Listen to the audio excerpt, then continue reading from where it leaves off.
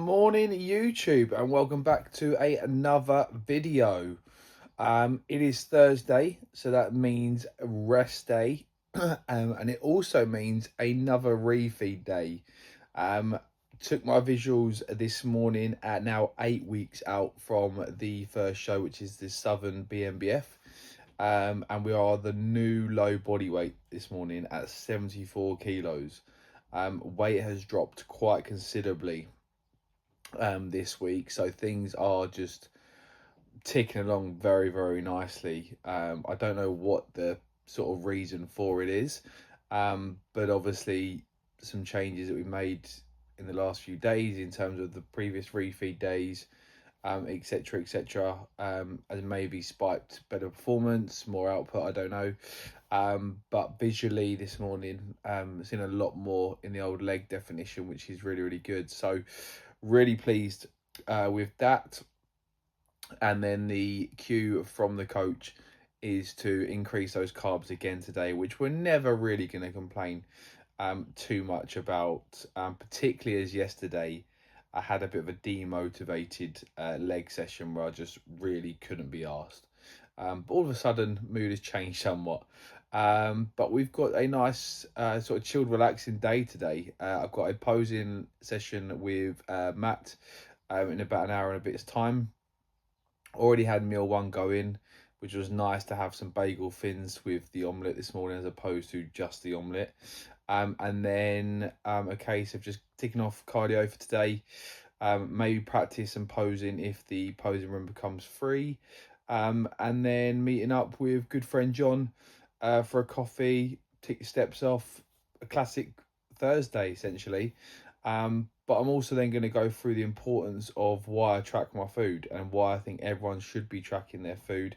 I know it's a big sort of talking point with a lot of people that link it to some nonsense about it being an eating disorder and X, Y, Z, but tracking calories is the most accurate and the most effective way to achieving your goal, whether that is a bulk, whether that is a cut, whether that is maintaining, whatever it might be. It is the most effective way.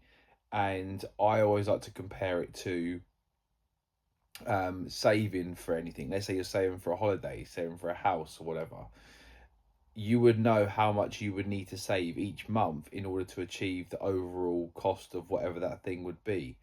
So if you say, for example, my holiday is going to cost me, I don't know, £1,200 because you're taking the family with you, right? And you know your holiday's in 12 months' time.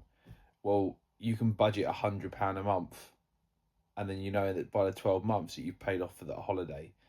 So if you know how much you've got to put away each month, it's easy to save. And the same with being in a calorie deficit. If you know how many calories you need to be consuming, why would you not track and log that data? Because you'll get to that goal a lot sooner. Yeah, it always blows my mind that people have this, psychological effect with tracking calories, because it does take next to no time at all, and it's going to make sure that you get to your goal, so you start feeling a little less shit about yourself each day.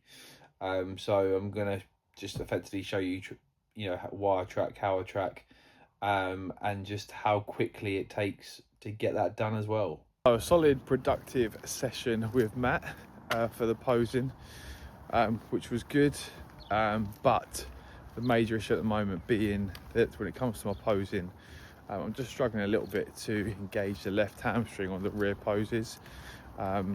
You'll see from the pictures that I'm going to just put up here, the right hamstring engages fine, but the left one is just been a little bit of a bugger at the moment, so just some things to work on over the next few weeks.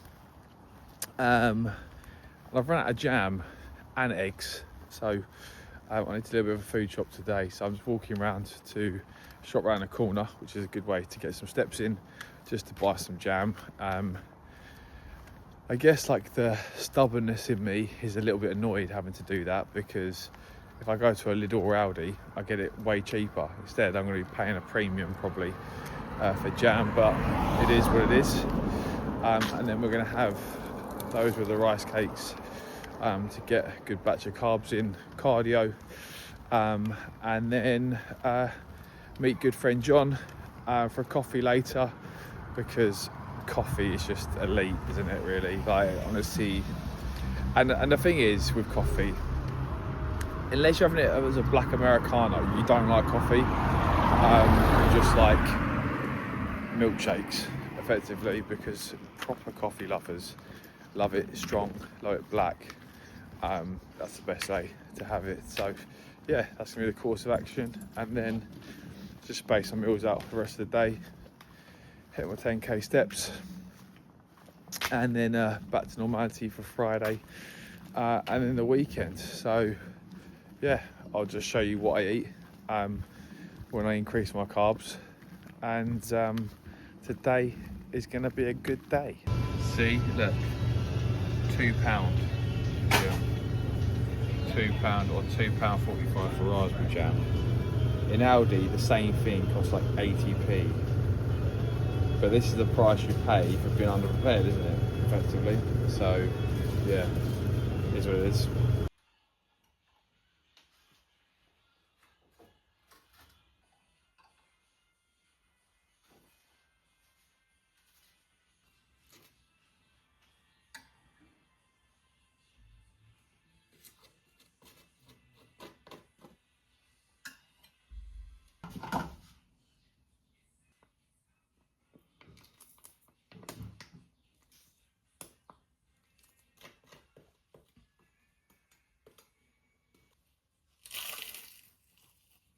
Rice cakes before we go and do cardio. Easy way for me to get the increased carbs in during the day, whilst also sticking to proteins and fats, and not thinking about what else I need to consume in order to get those carbs in. So yeah, helps get the calories down. Fast releasing carbs should actually provide a bit of a benefit for cardio, because it gives me a bit more of an energy boost.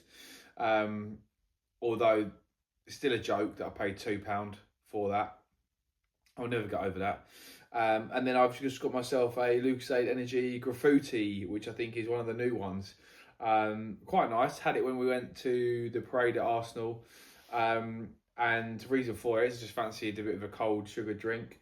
And it's only got half a carb in it, or 1 gram of carb for the bottle. So compared to like a usual Monster, which has got 3.5 carbs, I know it sounds really, really minimal, but when you're someone that's, you know, looking at your macros and trying to mix things up and whatnot, it's a good alternative for that. So yeah, we're just going to have this and then go to the gym for half an hour on the bike.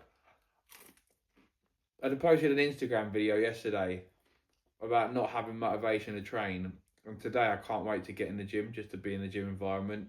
It's bizarre how it's all going, but yeah, your mood can change very, very quickly. But the reason that tracking your calories is so important, even when you saw me put jam back into the pot, is because although it seems, you know, people think it seems obsessive and it seems like, you know, you're crying over spilt milk over a couple of grams, it's that mindset and that approach is going to apply to other aspects of your tracking. If you let 1 or 2 little things creep back in, you'll do the same when it comes to sauces, when it comes to oils. And that's where all those hidden calories that make you feel like you are in a deficit mean that you're actually not. And so if you can adopt that and get into a good routine with it, you'll always be strict when it comes to your calories. And it means that you will, without doubt, going to be in a deficit. Because if you don't, and you just, oh, that's all right, or that seems about 10 grams, when actually that 10 grams are 25 grams, then it's no surprise if you're not seeing any drop in the scales that week.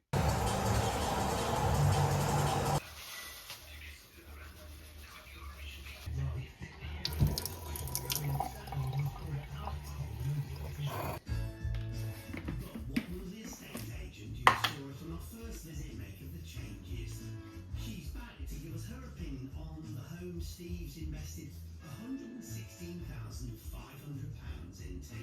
I think the changes are absolutely fantastic. I would recommend a marketing price of £165,000. Yield of 9%, but there's still that short offer as to what we'd be willing to spend on extending the lease. So that is some Steve's new home.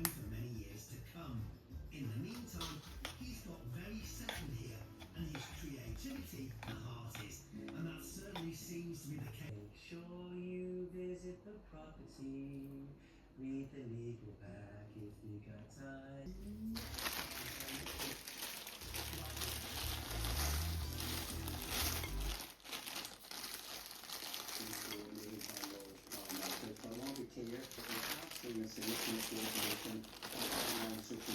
For all episodes on BBC iPlayer.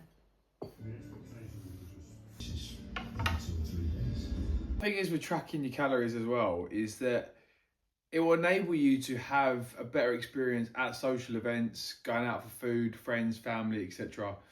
Because when you know what you've been eating, let's say Monday to Friday, and you've been in a deficit, but you know that you've got a meal coming up on Saturday and you're going out for dinner and you've looked at the menu in advance and you've identified what you're going to have, you can then bank those calories if you are going to go above what your daily allowance would be. So that by tracking and logging Monday through to Friday, you can make that pullback in the week. So if you know, for example, Saturday's meal is going to be, let's say, 500 calories above what your daily allowance would be, you can make that pullback Monday to Friday by just dropping your calories 100 each day. And that all comes through tracking and logging your food. Because if you just think that you've been eating okay, you've been eating fine during the week, but actually in reality, calorie-wise, you haven't been, then even making those sensible choices without tracking would send you over when you have your meal out on the weekends. And so you create a better experience. And tracking calories is never going to be something you're going to do forever. You're never going to be doing it for the rest of your life. It is merely a tool to get you from A to B, similar to what I said earlier about saving money for a holiday or whatever it might be. You're not going to be doing that forever, but it's going to enable you to go from A to B.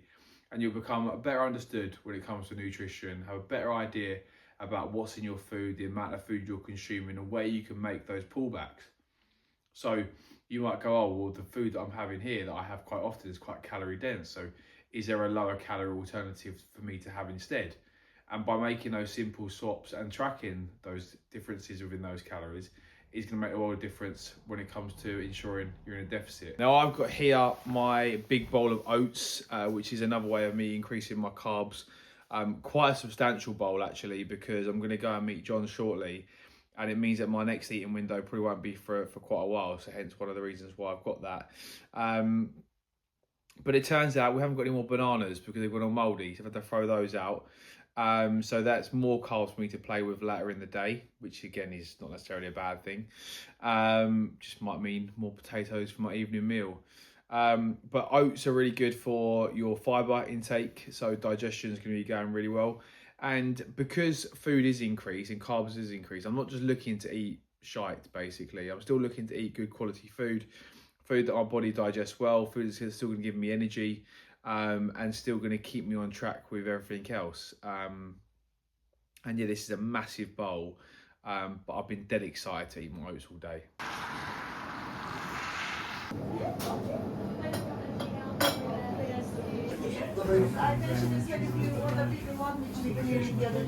All right, lovely, that's fine.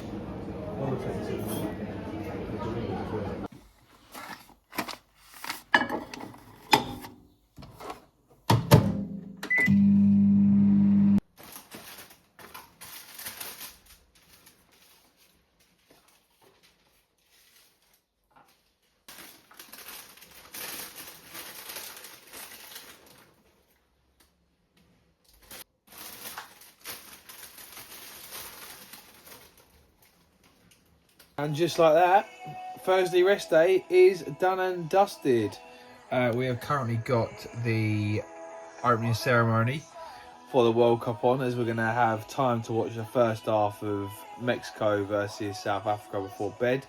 But essentially, it just came back and had my final two meals. So I had my chicken, or reduced chicken, with rice, mango, salad, lettuce, and then my rest day ritual, which is, let me mute this woman, my rest day ritual of burgers and obviously slightly increased potatoes for my chips because of the increased carb day.